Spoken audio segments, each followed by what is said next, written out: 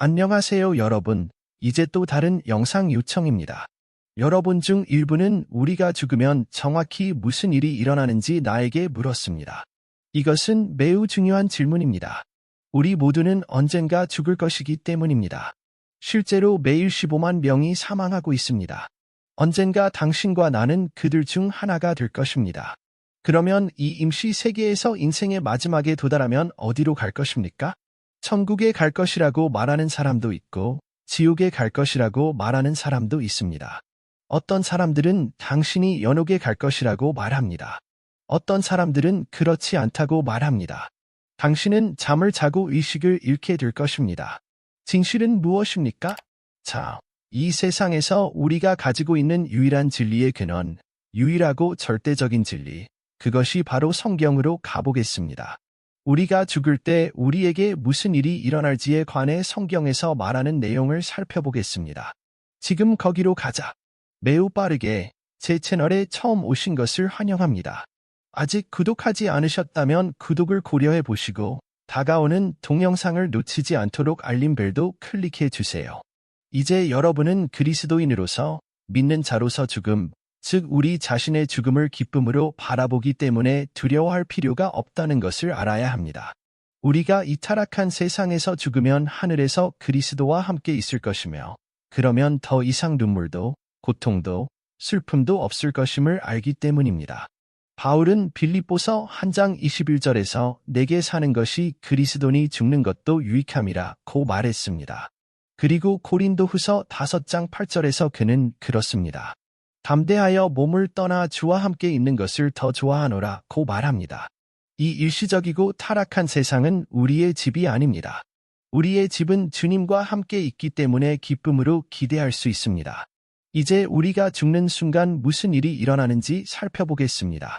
어떤 신자들은 우리가 죽으면 예수님께서 재림하실 때까지 의식을 잃은 채 깊은 잠에 들어간다고 말합니다.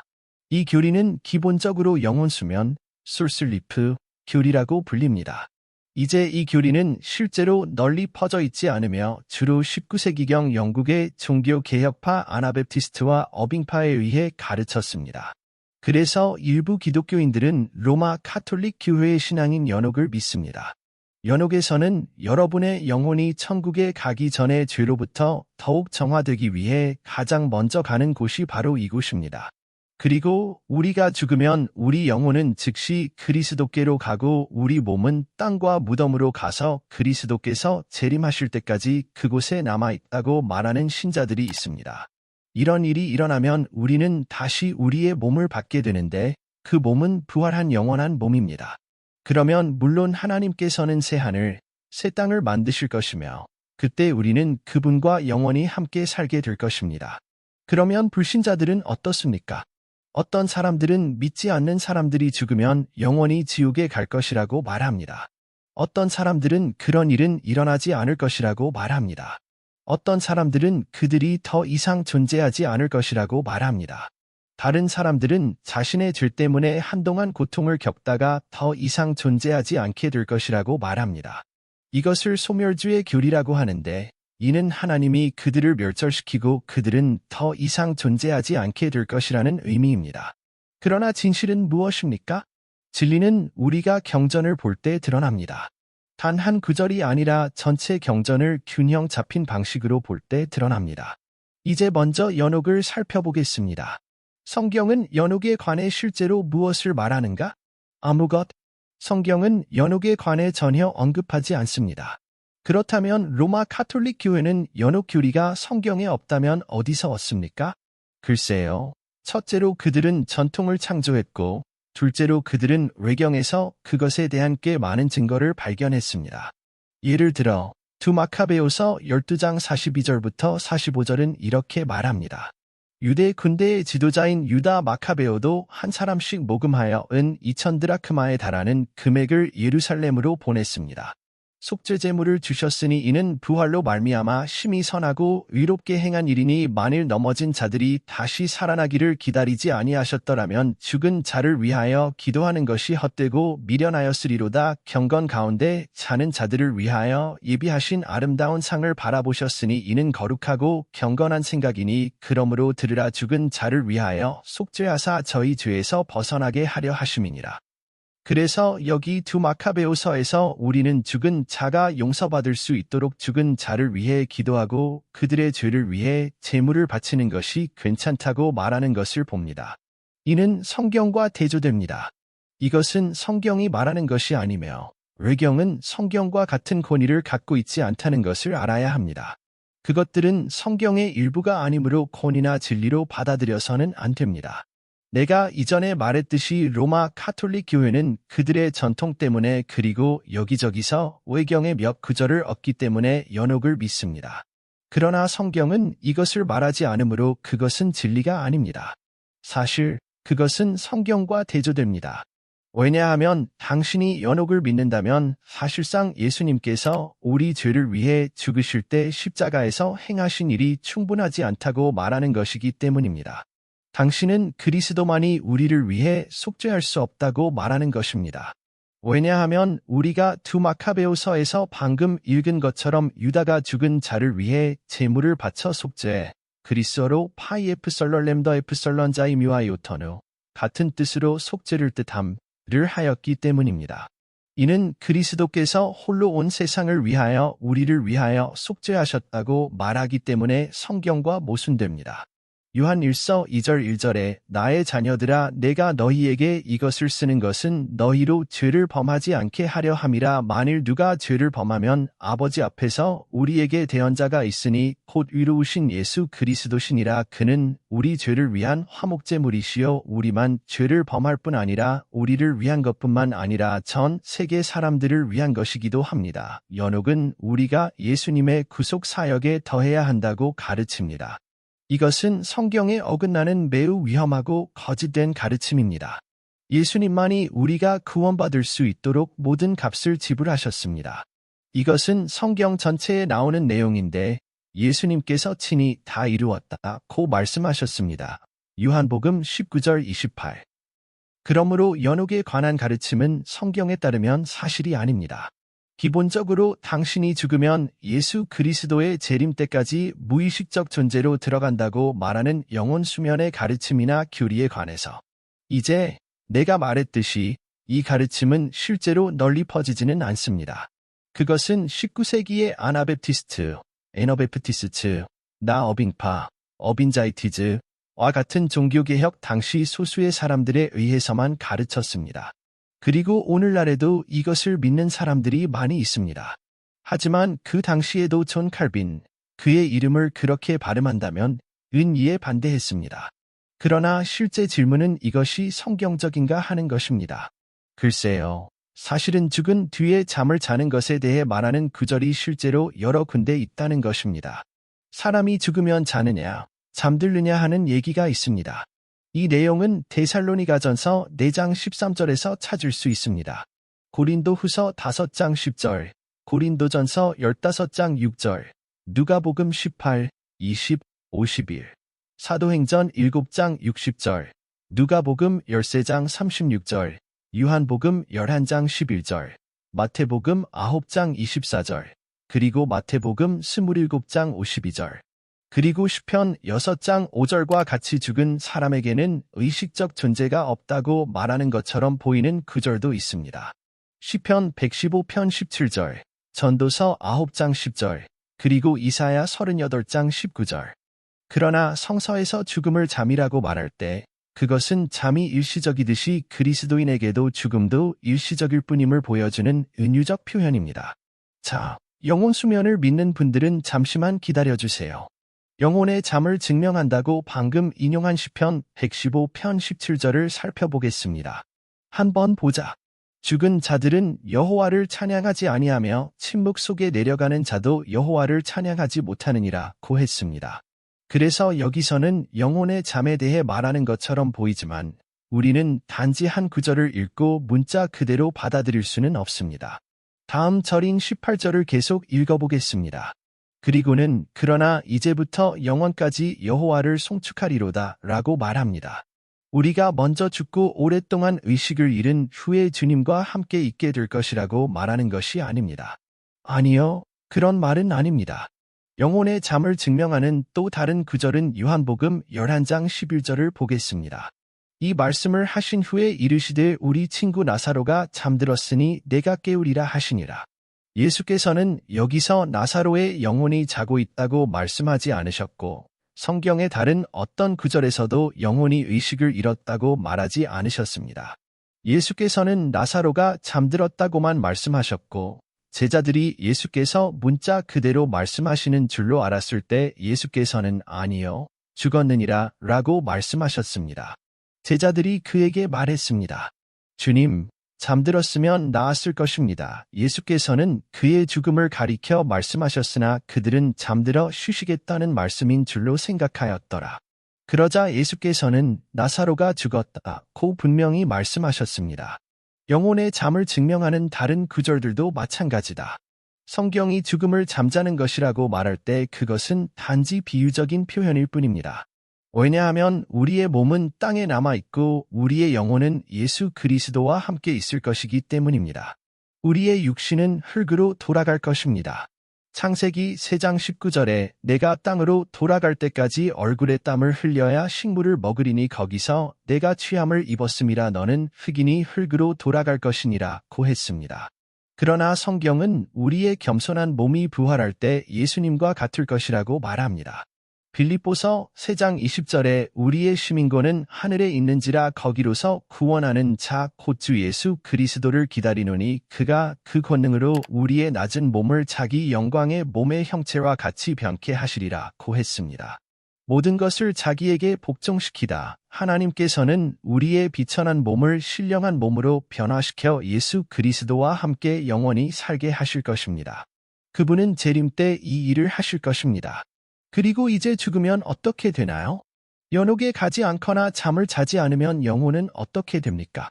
우리에게 무슨 일이 일어날지 말해주는 구체적인 구절이 있나요? 예, 많습니다. 첫 번째로 가자. 누가복음 23장 43절에서 예수님은 내가 진실로 내게 이르노니 오늘 내가 나와 함께 낙원에 있으리라 고 말씀하셨습니다. 예수님은 오늘 연옥에 가신 후나 잠을 잔 후가 아니라 영혼이 아니라 말씀하셨습니다. 오늘 내가 나와 함께 낙원에 있으리라 고 말씀하셨는데 이는 천국을 의미합니다. 그러므로 우리가 그리스도인으로서 신자로서 죽을 때 우리의 혼과 영은 즉시 그리스도께로 갑니다. 바울은 빌립보서 1장 23절에서 내가 떠나 그리스도와 함께 있기를 원하노니 그것이 훨씬 더 좋더라 고 말합니다.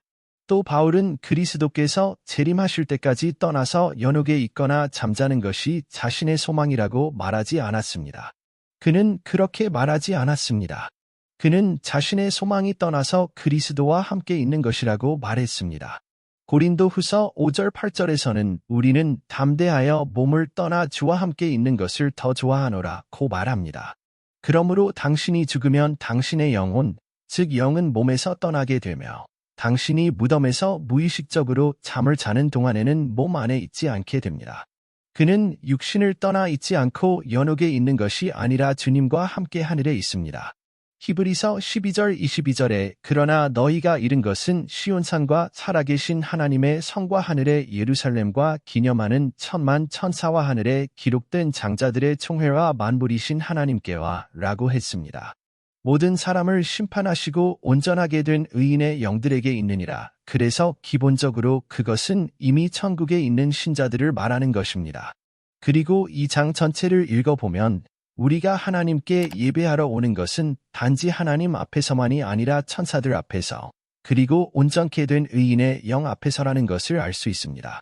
그것은 증인의 거대한 구름입니다. 그리고 본문 1절에 보면 이러므로 우리에게 구름같이 둘러싼 허다한 증인들이 있으니 모든 무거운 것과 얽매이기 쉬운 죄를 벗어버리고 라고 했습니다. 우리 앞에 놓인 경주를 인내로써 달리라. 그러므로 이것은 또한 하늘에 있는 사람들이 여기 지상에서 일어나고 있는 일에 대해 조금 알고 있다는 것을 우리에게 보여줍니다. 그리고 영혼이 그리스도께로 개종하면 천사들도 기뻐합니다. 루카스 15절 10절에 내가 너희에게 이르노니 죄인 한 사람이 회개하면 하나님의 사자들 앞에 기쁨이 되느니라 고 했습니다. 모든 천사들이 죄인 한 사람 때문에 기뻐하는 모습을 상상해 보십시오. 이 삶은 우리 집이 아닙니다. 이 세상은 우리 집이 아니다. 그것은 단지 일시적인 뿐이고 우리는 단지 지나가고 있을 뿐입니다. 에스터 베이오가 그를 죽였을 때 한 말을 기억하시나요? 저와 함께 읽어보세요. 7절 55절 그가 성령이 충만하여 하늘을 우러러 하나님의 영광과 및 예수께서 하나님 우편에 서신 것을 보고 이르시되 보라 하늘이 열리고 인자가 오는 것을 보노라 하시니라. 하나님 우편에 서 계신다 하였느니라. 그러나 그들은 큰 소리를 지르며 귀를 막고 일제히 예수께 달려갔다. 그리고 그를 성 밖으로 몰아내고 돌로 쳤습니다. 그리고 증인들은 옷을 벗어 사울이라는 청년의 발 앞에 두었습니다. 그리고 그는 스데반을 돌로 치면서 주 예수여, 내 영혼을 받으시옵소서 라고 외쳤습니다. 그리고 무릎을 꿇고 큰 소리로 주여, 이 죄를 그들에게 돌리지 마옵소서 라고 외쳤다. 그리고 그는 이 말을 하고 잠이 들었습니다. 참으로 강력한 메시지입니다. 그리고 스데반은 성령으로 충만하여 주 예수여 내 영을 받으시옵소서 라고 말함으로써 확신을 줍니다. 그러자 그의 영은 즉시 예수 그리스도께로 갔고 그의 몸은 땅에 떨어졌습니다. 마지막에 그가 잠들었다고 말할 때 만일 그가 잠들었다면 그의 영이 그리스도와 함께 있다면 어떻게 잠들 수 있겠습니까? 여러분의 영은 그리스도와 함께 있지만 여러분의 몸은 잠시 자고 있습니다. 예수님께서 다시 오셔서 우리의 새 몸을 부활시켜 예수님의 영원하고 신령한 몸과 같이 되게 하시는 그 날까지 우리는 새 하늘에서 살게 될 것입니다. 새로운 지구. 데살로니가전서 5장 9에서 10절을 보면 이 말이 이해가 됩니다. 하나님이 우리를 진노하심에 맡기신 것이 아니요 오직 우리를 위하여 죽으신 우리 주 예수 그리스도로 말미암아 구원을 얻게 하신 것이라. 그것과 함께 살아라. 깨어있든 자고 있든 무의식적으로 잠을 자면 우리는 그것과 함께 살 수 없다. 경전에서 본 것처럼 잠이 단지 죽음을 의미하는 경우에만 의미가 있다. 이제 당신은 한 번만 죽고 당신의 육신은 여기에서 죽는다. 히브리서 9장 27절에 한 번 죽는 것은 사람에게 정하신 것이요 그 뒤에는 심판이 있으리니 라고 말씀하고 있습니다. 그러나 예수 그리스도를 주님과 구세주로 영접하기를 거부하는 불신자들은 영원한 형벌을 받게 될 것이며 마지막 부활과 심판과 영원한 형벌을 기다리기 위해 임시 대기 장소인 아데스로 보내질 것으로 보입니다. 이제 예수님은 누가복음 16장 22절부터 23절에 나오는 나사로의 이야기를 통해 우리가 죽을 때 어떤 일이 일어날지에 대한 예를 들어 주셨습니다. 그 사람이 죽어 천사들에 의해 아브라함의 품으로 옮겨졌습니다. 그 부자도 죽어 장사되었습니다. 그리고 아데스에서 고통 중에 눈을 들어 멀리 아브라함과 그의 곁에 있는 나사로를 보았습니다. 이것은 부자의 시신이 장사되었지만 즉시 아데스에서 고통을 받았음을 보여줍니다. 그리고 물론 나중에 최종 심판이 옵니다. 요한계시록 20장 11절부터 15절은 이렇게 말합니다. 또 내가 크고 흰 보좌와 그 위에 앉으신 이를 보니 땅과 하늘이 그 앞에서 피하여 간 곳이 없더라. 또 내가 죽은 자들과 큰 자들을 보니 어린아이들이 보좌 앞에 섰는데 책들이 펴 있고 또 다른 책이 펴졌으니 곧 생명책이라 죽은 자들이 자기 행위를 따라 책들에 기록된 대로 심판을 받으니 받아도 그들 가운데서 죽은 자들을 내어주니 사망과 아데스도 그들 가운데서 죽은 자들을 내어줌에 저희가 각 사람이 행한 대로 심판을 받으니 사망과 아데스도 불못에 던지우니 이는 둘째 사망이니라 불못에 던져지느니라. 생명책에 그 이름이 기록되지 못한 자는 불못에 던져지더라.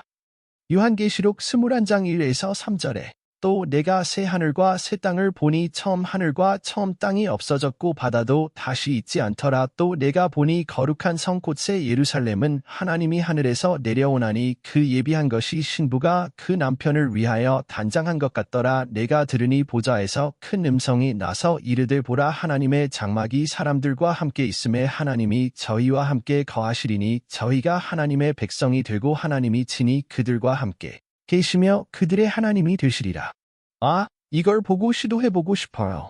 그리고 이제 신자로서 여러분은 자신이 죽을 때 어디로 갈지 정확히 알고 있으며 우리는 그것을 기쁨으로 고대하고 있습니다. 그러나 동시에 우리는 슬프기도 합니다. 길을 잃을지도 모르는 사람들을 보는 것은 우리를 슬프게 합니다. 예수 그리스도를 주님과 구세주로 영접하기를 원하지 않는 사람들이 어디로 갈지 생각하면 우리는 슬프게 됩니다. 그렇기 때문에 우리는 복음을 전하고 진리를 전하는데 시간을 활용하여 길 잃은 사람들이 구원받을 수 있도록 해야 합니다. 시간이 부족하기 때문입니다. 매일 5만 명이 죽는데 예수님만이 유일한 길입니다. 요한복음 14장 6절에서 예수님은 내가 곧 길이요 진리요 생명이니 나로 말미암지 않고는 아버지께로 올 자가 없느니라 고 말씀하셨습니다. 그리고 요한복음 3장 18절에 저를 믿는 자는 심판을 받지 아니하는 것이요 믿지 아니하는 자는 하나님의 독생자의 이름을 믿지 아니함으로 벌써 심판을 받은 것이니라 고 했습니다. 시간이 얼마 남지 않았습니다. 예수님만이 유일한 길입니다. 나는 내가 구원받았다는 사실을 알고 있습니다. 그리고 그것이 바로 제가 오늘 이 티셔츠를 입고 있는 이유입니다. 그리고 나는 여러분에게 묻고 싶습니다. 당신은 구원받았음을 확신합니까? 그렇지 않다면 확신을 가져야 하며 구원받았지만 수동적인 그리스도인이라면 이제는 적극적으로 행동해야 할 때입니다. 예수님은 단지 그리스도인이 되어 사치스럽게 살며 아무것도 하지 않고 수동적으로 살라고 우리를 부르신 것이 아닙니다. 아니요, 그분은 우리를 제자로 부르시고 제자를 삼으라고 하셨습니다. 당신은 세상의 빛이며 언젠가 하나님 앞에 설 수 있도록 복음을 전하기 위해 빛을 발할 때입니다. 그리고 그분께서 내가 당신에게 준 재능과 은사로 무엇을 했는지 물으실 때 당신은 그분 앞에 서서 이렇게 말할 수 있습니다. 하나님, 나는 그것을 나의 모든 것을 드렸습니다. 나는 당신이 나에게 주신 것을 당신의 영광을 위해 사용했습니다. 그렇게 말할 수 있습니다. 그렇지 않다면 이제 시작하여 복음을 나눌 시간입니다. 사람들은 또한 나에게 이렇게 묻습니다. 예수 그리스도의 이름을 한 번도 들어본 적이 없는 정글이나 장소에서 복음을 들어본 적이 없는 사람들은 어떻습니까? 그들에게는 무슨 일이 일어날까요? 여기서 보시게 될 다음 비디오에서 이에 대해 답변해 드리겠습니다. 하나님은 당신을 사랑하시고 나도 당신을 사랑한다는 것을 기억하십시오.